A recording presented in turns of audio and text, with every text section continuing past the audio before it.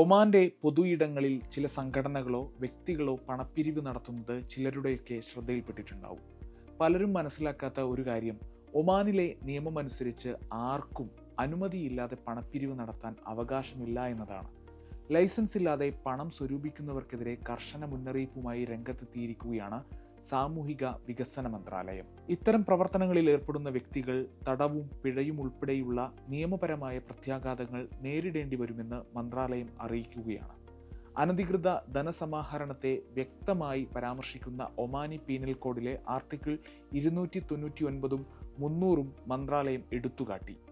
Article 299 പ്രകാരം ബന്ധപ്പെട്ട അധികൃതരുടെ അനുമതിയില്ലാതെ സംഭാവനകൾ സ്വീകരിക്കുകയോ പൊതുജനങ്ങളിൽ നിന്ന് പണം ശേഖരിക്കുകയോ ചെയ്യുന്ന വ്യക്തികൾക്ക് 3 മാസം വരെ തടവോ 200 മുതൽ 600 റിയാൽ വരെ പിഴയോ അല്ലെങ്കിൽ രണ്ടും കൂടിയ ശിക്ഷയോ ലഭിക്കാം. അത്തരം അനധികൃതമായി ശേഖരിച്ച തുക കോടതി പിടിച്ചെടുക്കും. തെറ്റ് വീണ്ടും ആവർത്തിച്ചാൽ പിഴ ഇരട്ടിയാക്കാം.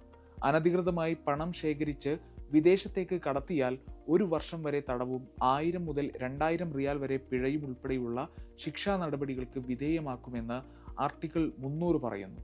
ഈ ഫണ്ടുകൾ കണ്ടുകെട്ടാനുള്ള അധികാരവും കോടതിയിൽ നിലനിർത്തിയിട്ടുണ്ട്. പൊതുജനങ്ങളെ സംരക്ഷിക്കുന്നതിനും ജീവകാരുണ്യ പ്രവർത്തനങ്ങൾ സുതാര്യവും നിയന്ത്രിതവുമായ രീതിയിൽ നടക്കുന്നുണ്ടെന്ന് ഉറപ്പാക്കുന്നതിനുമാണ് ഈ പിഴകൾ ലക്ഷ്യമിടുന്നതെന്ന് മന്ത്രാലയം വിശദമാക്കുന്നു.